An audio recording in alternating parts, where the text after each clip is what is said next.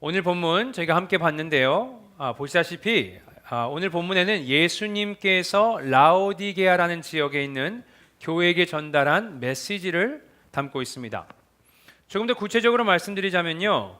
예수님께서 복음을 전하다가 밤모섬, 그리스의 작은 섬이죠. 그곳에 유배된 요한을 부르십니다. 부르셔서 당시 소아시아에 있는 7교회에 그가 보고 들은 것을 기록해서 전하라고 명령하십니다. 그 중에 마지막 교회가 바로 라오디게아 교회인 겁니다. 자, 라오디게아 교회, 또 이 도시는 어떤 곳인가라 그랬을 때요. 일단 한마디로 말씀드리자면 라오디게아 사람들은 참 잘 살았습니다. 부유했어요. 이들의 재력이 어느 정도인지 나타내주는 사건이 하나가 있었습니다. 주 60년입니다. 계시록이 95년도에 쓰여졌으니까 한 35년 정도 전의 얘기입니다. 이때 있었던 사건이 있는데요. 그 당시 소아시아 지역에 아주 큰 지진이 났습니다. 그래서 피해가 심각했습니다. 많은 건물들은 무너지고요. 사람들은 다치고 또 많은 희생이 있었습니다. 이때 큰 피해를 본 이 도시 중에 하나가 바로 오늘 본문에 등장하는 라오디게아 이 도시였어요. 소아시아 도시들이 이제 스스로 복구할 수 있는 능력이 안 되니까 로마 제국에서 이제 재정을 지원해 주겠다 이렇게 얘기합니다. 그런데요, 라오디게아 시민들은 이렇게 답했습니다. 괜찮습니다. 도움이 필요 없습니다. 왜입니까? 스스로 해결하겠다는 겁니다. 그 정도로요 부유했습니다. 사람들이 돈이 많았습니다. 자, 어떻게 이렇게 부유해질 수 있었을까? 여러 가지 이유가 있는데요. 그 중에 하나는요. 라오디게아는 소아시아의 금융 중심지였습니다. 돈을 다루는 곳입니다. 돈이 글로 흘러 들어왔고요. 흘러나갔습니다. 그래서 돈이 많았어요. 또 이 도시가요. 패션으로도 유명했습니다. 그곳이 섬유 생산지였기 때문에 그렇습니다. 또 의료 시설들이 잘 돼 있어서요. 사람들이 거기로 몰렸습니다. 유명한 의대가 있었고 그러다 보니까 거기에는 유명한 또 이렇게 유능한 의사들이 그 도시에 많이 있었습니다. 특히 안과가 유명했다고 합니다. 그래서 눈에 문제가 생긴 사람들, 치료가 필요한 많은 환자들이요 라오디게아 이 지역을 찾았습니다. 이렇게 라오디게아 금융의 중심지고요, 패션의 중심지고요, 의료 시설이 굉장히 잘 돼 있는 곳이었습니다.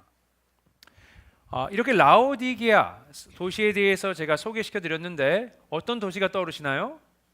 저는요, 저희가 살고 있는 이 뉴욕시가 그렇지 않을까라는 생각이 들었습니다. 그런데요, 뉴욕시랑 다 똑같은 것은 아니고 또 다른 점도 있었습니다. 자, 뉴욕시 뭐가 유명합니까? 우리 수돗물이 깨끗하다고 유명합니다. 그죠?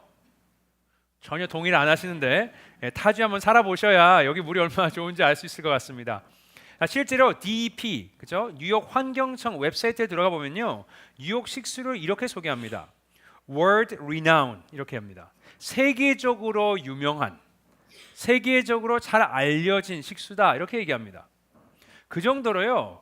뉴욕 사람들이 식수를 얘기할 때, 탭워터를 얘기할 때 자부심이 있는 겁니다. 자, 그럼 라오디게아 식수는 어땠을까? 라오디게아 식수도요 굉장히 유명했습니다. 잘 알려져 있었는데 뉴욕과는 반대의 이유로 유명했습니다. 거기서 물 마시면 큰일 나. 질이 정말 안 좋아 물이 이렇게 유명했습니다. 자, 그게 지리적으로 다 이유가 있는데요. 라오디게아에서 동쪽으로 10마일을 가면 우리도 잘 알고 있죠. 골로세라는 지역이 나옵니다. 그 골로세 지역에서는요. 산에서 물이 내려와서 늘 신선하고 차가운 물을 마실 수 있었습니다. 그리고 북쪽으로 이번에는 6마일을 올라가시면 거기는 하이라폴리스라는 동네가 있었습니다. 그곳은 뭐로 유명하냐? 따뜻한 물, 온천수로 유명해서요. 많은 관광객들이 거기로 몰렸습니다. 자, 라오디게아는요. 그 중심에, 그 중간에 위치해 있습니다. 그래서 그 물이 흘러오면서 두 지방의 물이 섞이면서 이 물이 차지도 않고 뜨겁지도 않은 미지근한 물이 있는 겁니다. 그래서 물맛도 좋지 않았고요. 식수로 마실 수가 없었습니다. 그래서 이곳에 물을 마신 사람들이 탈이 났다라는 기록들이 여러 있습니다. 제가 이렇게 라오디게아 이 지역에 대해서 상세히 여러분에게 설명드리는 이유가 있습니다. 그건 이 당시 라오디게아 도시의 상황이요. 지금 라오디게아 교인들의 영적 상태와 굉장히 흡사하기 때문에 그렇습니다. 그리고 복음서에서도 자주 등장하지만 예수님께서는 그들이 처한 상황 또 그들에게 익숙한 환경을 통해서요 그들에게 뭘 주십니까? 영적 레슨을 주기를 원하십니다. 자, 그 레슨이 뭔지 오늘 본문을 통해서 함께 살펴보도록 하겠습니다. 먼저 오늘 본문 이렇게 시작합니다. 14절 말씀 함께 읽도록 하겠습니다. 시작. 라오디게아 교회의 사자에게 편지하라. 아멘이시요 충성되고 참된 증인이시요 하나님의 창조의 근본이신 이가 이르시되. 아멘. 자, 뭐라고 나옵니까? 먼저 예수님께서 사도 요한에게 지시를 하십니다. 명령을 하시는데 그게 어떤 지시입니까? 라오디게아 교회의 사자에게 편지하라라는 지시입니다. 자, 이게 무슨 의미인가? 라오디게아의 교회의 사자는 누구인가? 자, 사자라는 이 단어가요. 우리가 얘기하는 생각하는 동물 사자가 아니고요. 그죠? 좋은데 하나도 안 웃으시니까.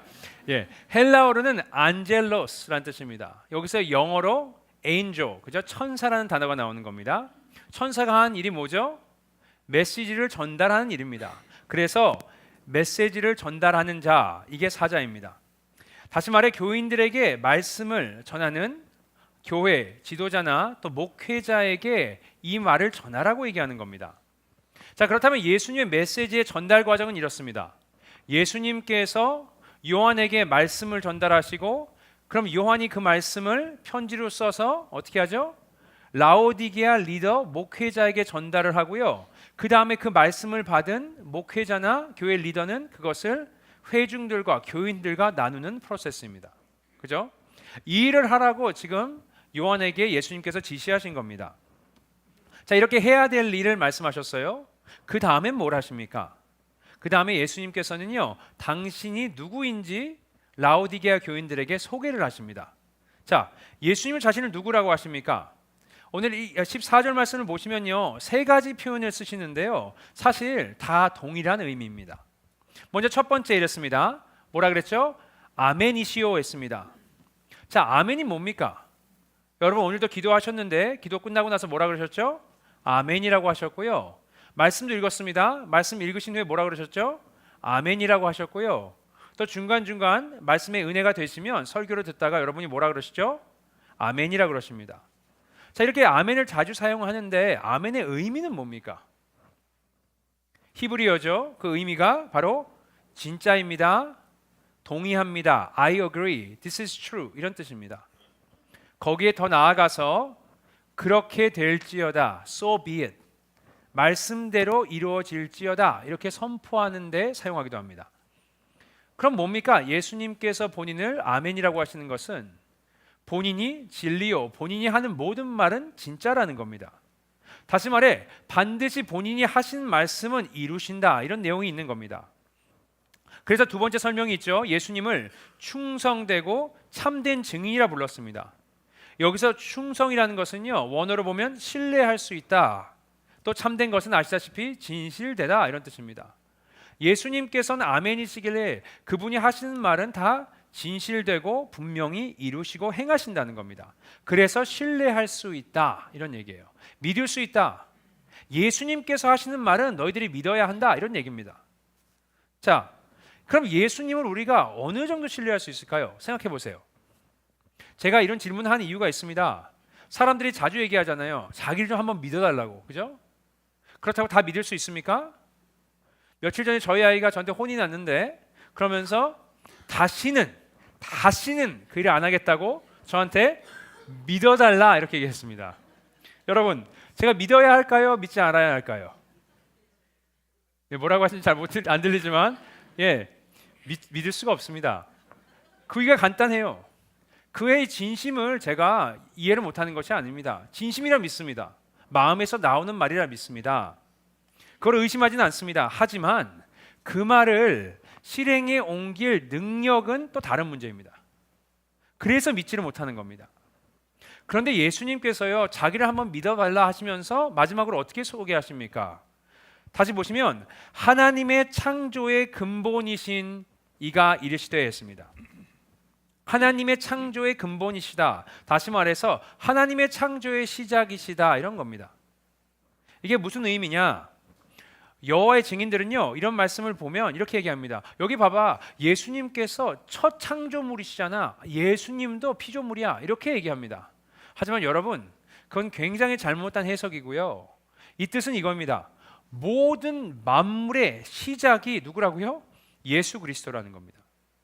그리고 그 점에 대해서는 저희가 요한복음 1장에 보면 나와 있습니다.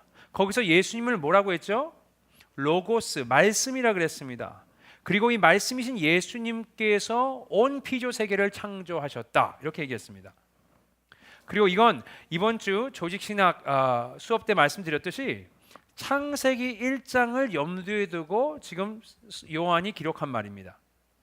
이것을 떠올리시면서 요한복음 1장을 읽으시면 창세기 1장이 연상되게 될 것입니다. 자, 창세기 보시면 하나님께서 온 우주, 온 세상, 천지를 어떻게 창조하셨죠? 빛이 있으라 하였더니 어떻게 됐습니까? 빛이 있더라 했습니다. 말씀으로 창조하셨습니다. 여러분, 이게요, 예수님의 말씀의 무게입니다. 예수님께서 말씀하시면요, 온 천지 창조도 되는 겁니다. 모든 피조물이 네, 알겠습니다 하고 응답하는 겁니다. 예수님께서 말씀하시면 무조건 이루시고 해내신다는 겁니다. 자, 그럼 예수님께서는 왜 본인을 아멘이시라 하시고 또 창조의 근원이라고 말씀하십니까?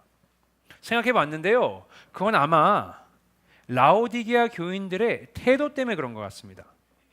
이렇게 말씀하시는 거예요. 너희가 내 말을 듣기 전에, 내가 너에게 메시지를 줄 텐데 그 메시지를 듣기 전에 태도부터 고쳐. 이겁니다. 예수님은 아멘, 진리를 말씀하시는 분이고 또 말씀하신 것은 반드시 이루는 분이고 그 말씀에는 권위가 있어서 모든 창조가 일어나는 그런 놀라운 예수님이다. 그러니까 내가 이제 얘기를 할 텐데 가볍게 듣지 마. 물론 라오디게아 교인 또 교회 리더를 통해서 말하지만 그 사람의 권위로 얘기하는 것이 아니고, 그죠? 예수님의 말씀의 권위로 지금 얘기를 하고 있는 겁니다. 그래서 그들에게 귀 기울여서 잘 들어. 너희들이 가볍게 들으면 안 돼. 이렇게 말씀하고 계시는 겁니다. 그리고 말씀이 끝나시고 마지막에 한 번 더 그 점을 강조하시죠. 그죠? 그래서 22절에 이렇게 나왔습니다. 읽겠습니다. 22절 말씀 시작. 귀 있는 자는 성령이 교회들에게 하시는 말씀을 들을지어다. 다시 얘기하시는 겁니다. 이게 그냥 교회 리더의 말이 아니고 성령, 하나님께서 주시는 말씀이니까 너희들이 잘 들어라. 이런 얘기입니다. 자, 이게 맞다면 지금 오늘 하나님의 말씀을 듣고 계신 저와 여러분에게도 이건 적용이 됩니다. 제가 왜 이 자리에 섰습니까? 제가 목사의 권위로 이 자리에 섰습니까? 저에게는요, 아무런 권위가 없습니다. 제가 이 자리에 있고 여러분이 제 말을 경청하신 이유는 딱 한 가지밖에 없어요. 뭡니까? 제가 이 자리에서 제 말을 하려고 쓴 것이 아니고 예수님의 말씀을 전하려고 섰기 때문에 그렇습니다. 그 권위입니다. 그럼 우리가 어떻게 들어야 할까요? 예수님께서 말씀하시는 것처럼요, 저희의 태도를 변화시키고 말씀을 경청하면서 좀 긴장하시면서, 그죠? 심각하고 진지하게 들으셔야 할 것입니다. 아멘이십니까? 아멘이 좀 작으신데 아멘이십니까? 네. 자, 그럼 예수님께서 라오디게아 교인들에게 하고자 하시는 이 심각한 메시지가 뭔지 한번 살펴보도록 하겠습니다. 어떻게 시작합니까? 15절에 이렇게 시작했습니다. 내가 내 행위를 아노니 했습니다. 그들이 한 행동을 안다. 이렇게 말씀하세요. 무슨 행동입니까? 15절 계속 보시면 내가 내 행위를 아노니 내가 차지도 아니하고 뜨겁지도 아니하도다 했습니다. 그들의 영적 상태에 대해서 말씀하시는 겁니다. 뜨겁지도 않고 차지도 않고. 자, 이게 무슨 의미냐? 차다는 건요, 영적으로 차다. 이것은 마음 문이 아예 닫혀 있다. 이런 얘기입니다. 그래서 복음을 거부해요. 예수 그리스도에 대해서 들었지만 그것을 받아들이지 않습니다. 예수를 구주로 영접하지 않아요. 마음이 찬 사람들은. 이런 행위를 얘기하는 겁니다. 무신론자들, 예수님을 안 믿는 사람들을 얘기하는 겁니다. 자, 그럼 반대로 영적으로 뜨거운 건 뭘까? 이겁니다. 예수님을 만났고 예수님에 대해서 열정이 있는 겁니다. 그리고 그 복음에 열심이 있는 거예요. 예수님을 마음을 다해서 섬기는 겁니다. 그게 영적으로 뜨거운 상태입니다. 자, 그럼 본문으로 돌아가서 라오디게아 교인 이 사람들의 상태는 어떻습니까? 둘 다 아닌 겁니다. 우리 말 표현으로 따지자면 이도 저도 아닌 거예요. 차지도 않고 뜨겁지도 않고 그 중간이에요. 여러분, 찬물하고 뜨거운 물을 섞으면 물이 어떻게 됩니까? 그냥 미지근해지죠. 그들의 신앙이 딱 이런 겁니다. 라오디게아 이 지역의 식수처럼 차지도 않고 뜨겁지도 않고 그냥 미지근한 겁니다. 자, 그런데 예수님께서요, 이들의 이런 상태에 대해서 좀 놀라운 말씀을 하십니다. 자, 15절 마지막 부분에 이렇게 나와 있습니다. 내가 차든지 뜨겁든지 하기를 원하노라. 예수님께서 원하신대요. 뭘 원하신다고요? 차든지 뜨겁든지.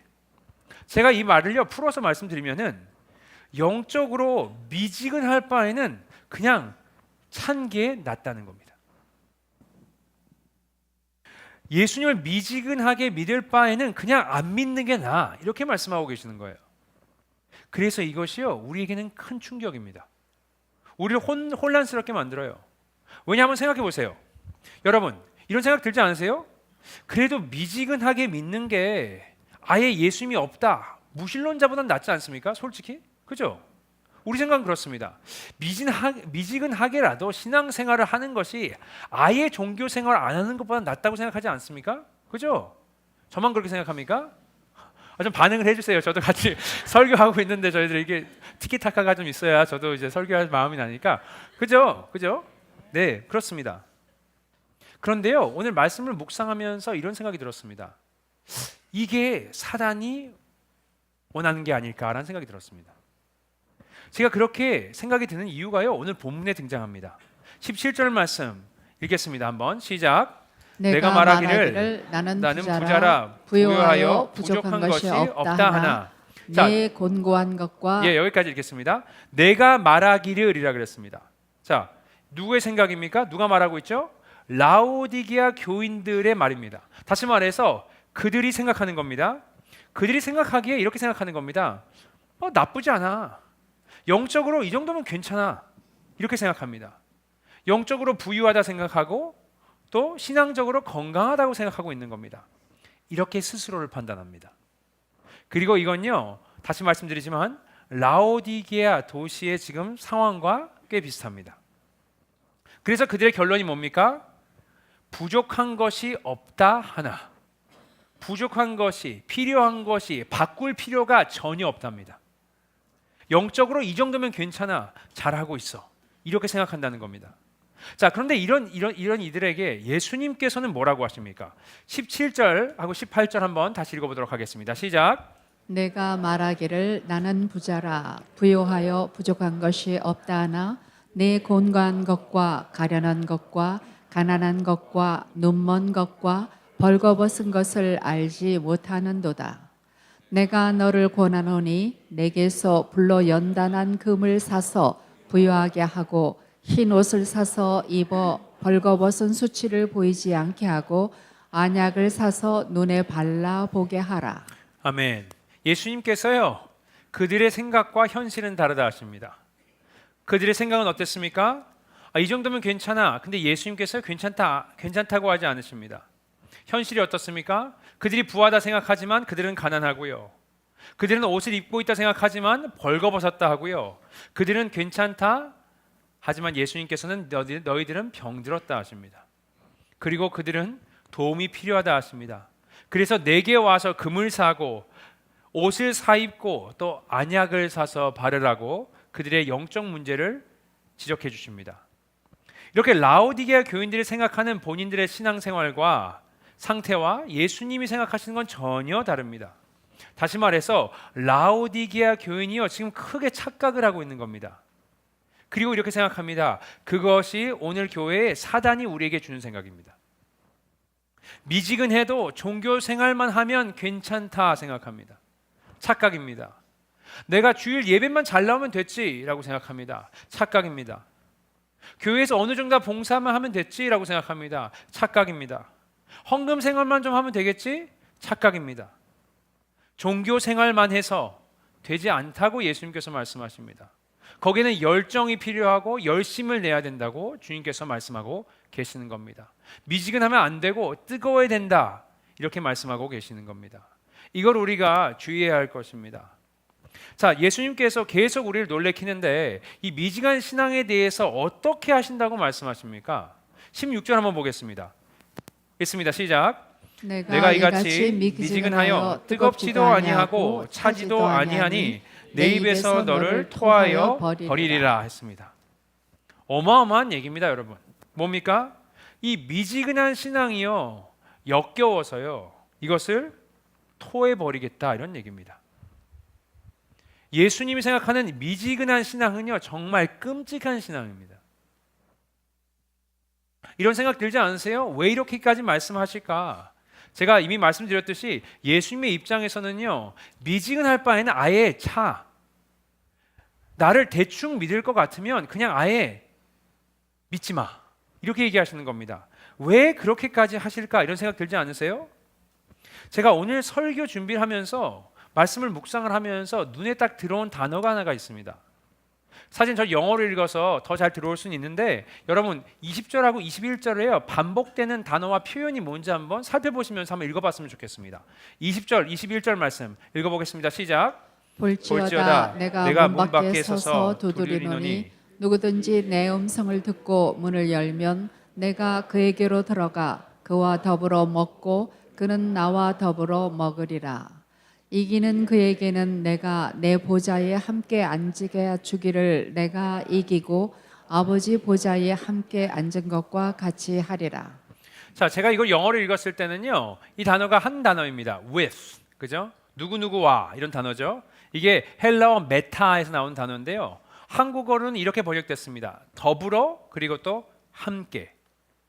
여러분, 더불어 함께 이런 단어를 들으시면은 뭐가 생각이 나십니까? 뭐가 떠오르세요? 뭐에 대해서 말씀하시는 거예요, 지금? 너와 나와 더불어. 이러면 뭐가 떠오르십니까? 너와 나와 함께 하자. 뭐가 떠오르세요? 관계입니다. 관계를 상징하는 겁니다. 다시 말해서 예수님께서 지금 라오디게아 교인들에게 원하시는 건 뭐예요? 관계입니다. 그 관계를 회복하자 이런 얘기예요. 그들이 생각하는 예수님과의 관계와 예수님이 원하는 관계는 다른 겁니다. 여러분 동료한테 그냥 여러분의 동료는 우린 그냥 동료 사이야, 같이 일하는 사람 끝, 이렇게 생각하는 사람들이 있고, 근데 그 사람하고 아니 나는 너랑 친구가 되고 싶어, 그러면 분명히 그 사이에는 트러블이 있을 겁니다. 여러분이 어떤 남자와 여자를 만나요? 우리 그냥 친구야. 남자는 친구라고 생각하는데, 아니면 여자는 친구라고 생각하는데 그냥 남자는 아니 나는 이 사람하고 연인이 되고 싶어, 이 사람을 좋아해, 이렇게 한다면 트러블이 생기겠습니까? 안 생기겠습니까? 생긴다 이겁니다. 마찬가지로 라오디게아 교인들이 지금 예수님과 갖고 있는 그 관계와 예수님이 라오디게아 교인들하고 원하시는 관계는 다르다는 겁니다. 자, 그럼 예수님께서 라오디게아 교인들에게 원하는 관계는 뭡니까? 19절에 이렇게 시작했습니다. 물은 내가 사랑하는 자를, 사랑하는 관계를 원하십니다. 예수님께서는요, 그 교인들과 사랑하는 관계가 되기를 원하십니다. 그리고 그것에 대해서는요, 예수님뿐만 아니고 다른 사람들이, 사도들이요, 계속해서 언급합니다. 몇 가지 말씀드리겠습니다. 먼저 예수님께서 이렇게 말씀하셨습니다. 마가복음 2장 19절에서 20절 말씀 읽어보도록 하겠습니다. 시작. 예수께서 그들에게 이르시되 혼인집 손님들이 신랑과 함께 있을 때에 금식할 수 있느냐? 신랑과 함께 있을 동안에는 금식할 수 없느니라. 그러나 신랑을 빼앗길 날이 이르리니 그날에는 금식할 것이니라. 예수님이 본인을 누구라고 부르십니까? 신랑이고 사람들을 뭐라고요? 신부인 겁니다. 세례요한도 비슷한 비유를 사용합니다. 요한복음 3장 28절부터 29절 말씀 시작. 내가 말한 바 나는 그리스도가 아니요 그의 앞에 보내심을 받은 자라고 한 것을 증언할 자는 너희니라. 신부를 취하는 자는 신랑이나 서서 신랑의 음성을 듣는 친구가 크게 기뻐하나니 나는 이러한 기쁨으로 충만하였노라. 자, 예수님이 누구죠? 신랑이고 사람들은 누구예요? 신부라는 겁니다. 바울도 비슷한 표현을 사용합니다. 에베소 5장 25절 이렇게 나와 있습니다. 남편들아 아내 사랑하기를 그리스도께서 교회를 사랑하시고 그 교회를 위하여 자신을 주심같이 하라 했습니다. 자, 여쭤보겠습니다. 예수님께서 교인들과 라오디게아 교인들과 맺고 싶어하는 관계는 어떤 관계입니까? 연인의 관계요? 신랑과 신부의 관계요? 남편과 아내. 그리고 이게요, 갑자기 등장한 컨셉이 아닙니다. 이것은 구약에 보시면요, 이스라엘 백성과 하나님의 관계를 보셔도 알 수 있습니다. 질문하겠습니다. 이스라엘 백성들이 많은 악행을 저질렀는데 그 중에서 가장 하나님을 화나게 하고 노하게 했던 것은 뭐죠? 뭐라고요? 예, 우상 숭배 맞습니다. 우상 숭배예요. 자, 이런 생각 안 해보셨어요? 하나님께서는 왜 이렇게 우상 숭배를 싫어하셨을까? 그 이유가요, 본문에도 오늘 말씀에 이렇게 나와 있습니다. 예레미야서 3장 20절 읽어보겠습니다. 시작. 그런데 이스라엘 족속아 마치 아내가 그의 남편을 속이고 떠나간 같이 너희가 확실히 나를 속였느니라. 여호와의 말씀이니라. 이스라엘 보러 뭐라 그럽니까? 아내가 남편을 속이듯이 너희들이 나를 속였다. 이렇게 얘기합니다. 또 에스겔서 16장 32절에 이렇게 나와 있습니다. 그 남편 대신에 다른 남자들과 내통하여 간음하는 아내로다. 자, 하나님께서 이스라엘 백성들하고 맺고 싶어하는 관계가 어떤 관계였습니까? 사랑하는 사이, 연인 관계, 또 부부 관계인 겁니다. 자, 그들은 어떻게 했습니까? 여러분, 이스라엘 백성들이요, 단 한 번도 여호와는 가짜야, 하나님 진짜 살아있지 않아, 이런 적이 없습니다. 여호와 하나님을요, 이스라엘 백성들이 한 번도 섬김을, 믿음을 멈춘 적은 없습니다. 아세요? 그럼 뭐가 문제였죠? 여호와 하나님도 섬기는데 플러스 다른 것들을 섬기는 겁니다. 여호와 하나님도 섬기고 다른 우상들도 섬기고 하나님도 섬기고 바알신도 섬기고 다 같이 섬기는 겁니다. 이게 하나님께서는 용납할 수 없다, 이렇게 얘기하시는 거예요. 그래서 그들에게 엘리야 선지자를 통해서 가멜산에서 뭘 하라고 얘기하십니까? 자, 열왕기상 18장 21절 말씀 읽어보도록 하겠습니다. 시작. 엘리야가 모든 백성에게 가까이 나아가 이르되 너희가 어느 때까지 둘 사이에서 머뭇머뭇하려느냐. 여호와가 만일 하나님이면 그를 따르고 바알이 만일 하나님이면 그를 따를지니라 하니 백성이 말 한마디도 대답하지 아니하는지라. 자, 뭐라고 하십니까? 이것저것 머뭇머뭇거리지 말고 선택을 하라는 겁니다. 여호와 하나님이 진짜면 여호와 하나님만 따르고 바알이 진짜면 바알만 따르라는 겁니다. 선택을 해라. 둘 다는 섬길 수 없다, 이런 얘기입니다. 자, 근데 그 사람들이 어떻게 반응하죠? 백성이 말 한마디도 대답하지 아니하는지라 했습니다. 선택을 거부하는 거예요. 자, 율법을 통해서도 예수님께서 동일한 말씀을 하셨습니다. 서기관이 와서 예수님한테 물어봅니다. 시험하기 위해서. 율법 중에 가장 큰, 가장 위대한 율법은 무엇입니까?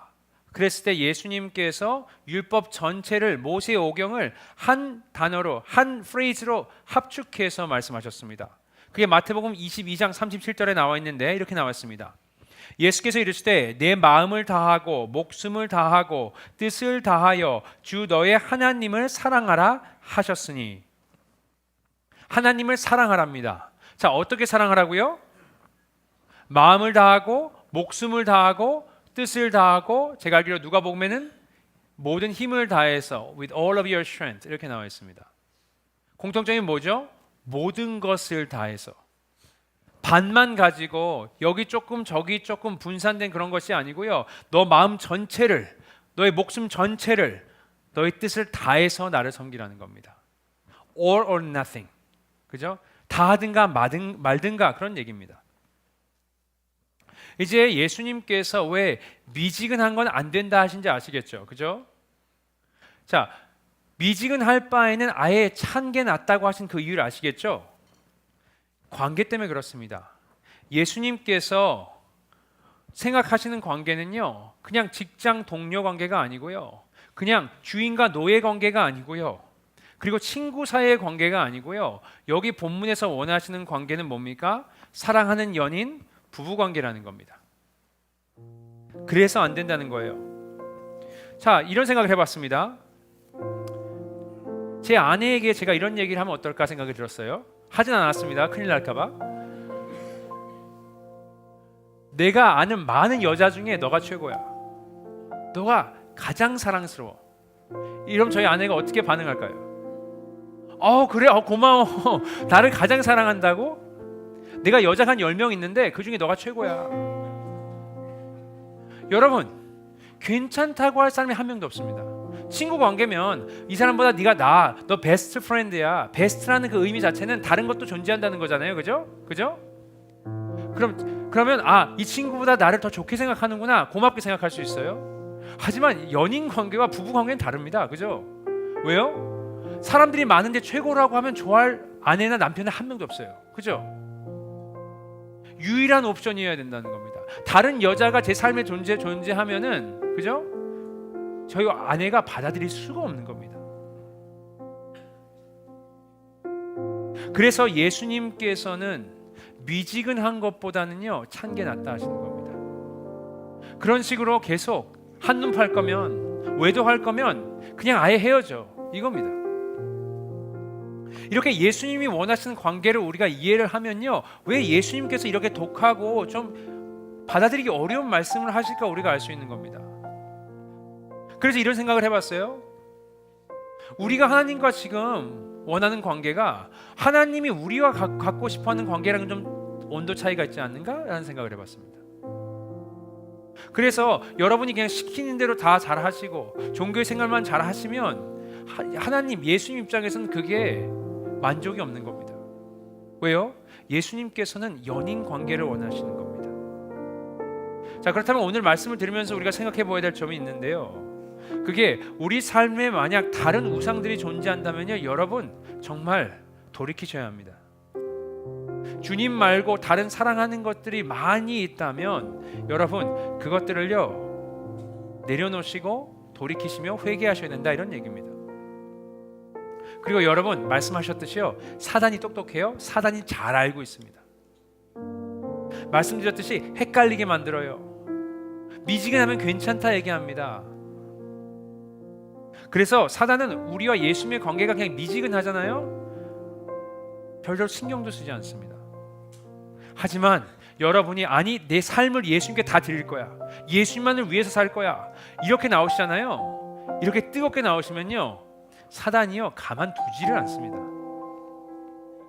그래서 예수님께서 이렇게 말씀하시는 겁니다. 21절 이렇게 나왔습니다. 읽겠습니다. 시작. 이기는 그에게는 내가 내 보좌에 함께 앉게 하여 주기를 내가 이기고 아버지 보좌에 함께 앉은 것과 같이 하리라. 아멘. 뭐라고요? 이기는 했습니다. 그 이긴이란 단어가요 비카오라는 단어인데요, 이게 보통 성경에서 쓰여질 때는 영적 전쟁, 사단 마귀와 싸울 때 쓰는 단어입니다. 이기라는 겁니다. conquer, 이겨라, 이겨내라. 그죠? 영적 전쟁이 있을 거라는 겁니다. 사단이 여러분이 예수님만을 위해서 살겠다고 하면 가만두지를 않습니다. 이번에 킹덤 시리즈를 했습니다. 영어권. 큰 은혜가 있었고요, 많은 사람들이 예수님을 만났습니다. 많은 죄에서 회개했고요, 또 갖고 있는 많은 중독들, 마약부터 시작해서 도박 중독, 이런 사람들이 회개하면서 이제는 더 이상 그렇게 살지 않겠다고 고백했습니다. 놀라운 일이 있었어요. 여러분, 간증만 6시간을 했는데 다 하지도 못했습니다. 그런데 제가 이런 얘기를 했어요. 사단이 그들을 진짜 가만히 내버려 둘까? 아니, 그럴 리가 없습니다. 그럼 우리는 어떻게 해야 합니까? 우리가 뭘 하는지, 예수님만을 위해서 살기 위해서는 어떤 것들을 해야 되는지 우리가 깨달아야 합니다. 사단이 공격할 것이고 우리는 싸워야 하는 겁니다. 많은 사람들이요, 자기한테 상처를 준 사람들을 용서했어요. 여러분, 사단이 가만두겠습니까? 아니요. 사람들 통해서 야, 용서 못해, 너 상처받았잖아, 다시 알게 합니다. 절대 가만히 두지 않을 겁니다. 그럼 어떻게 합니까? 싸워야죠. 어떻게 싸웁니까? 21절 보니까 이기는 그에게는 내가 내 보좌에 함께 앉게 하여 주기를 내가 이기고라 그랬습니다. 예수님이 이미 이기셨어요. 이 싸움을요 예수님이 이긴 겁니다. 우리는 사단하고 붙어서요 게임이 안 돼요. 이길 수가 없습니다. 누가 싸워야 합니까? 예수 그리스도가 우리 대신해서 싸워야 합니다. 아멘이십니까? 그럼 어떻게 예수님께서 싸우실 수 있겠습니까? 자, 제가 오늘 설교를 좀 평소와는 다른 방법으로 끝내고 싶은데 여러분에게 무기 하나를 드리고 끝내겠습니다. 그 무기를 어떻게 사용하시는지는 여러분의 역할입니다. 자, 여기 무기가 있습니다. 에베소서 6장 13절부터 20절 우리 함께 마음에 품으시면서 함께 읽도록 하겠습니다. 시작. 그러므로 하나님의 전신 갑주를 취하라. 이는 악한 날에 너희가 능히 대적하고 모든 일을 행한 후에 서기 위함이라. 그런즉 서서 진리로 너희 허리띠를 띠고 의의 호심경을 붙이고 평안의 복음이 준비한 것으로 신을 신고 모든 것 위에 믿음의 방패를 가지고 이로써 능히 악한 자의 모든 불화사를 소멸하고 구원의 투구와 성령의 곰 곧 하나님의 말씀을 가지라. 모든 기도와 간구를 하되 항상 성령 안에서 기도하고 이를 위하여 깨어 구하기를 항상 힘쓰며 여러 성도들을 위하여 구하라. 또 나를 위하여 구할 것은 내게 말씀을 주사 나로 입을 열어 복음의 비밀을 담대히 알리게 하옵소서 할 것이니 이 일을 위하여 내가 쇠사슬에 매인 사신이 된 것은 나로 이 일에 당연히 할 말을 담대히 하게 하려 하심이라. 아멘이십니까? 아멘이십니까? 에베소서 6장 13절부터 20절 말씀입니다. 어떻게 하라고요? 사단과 싸우랍니다. 어떻게 싸웁니까? 매일 싸웁니다.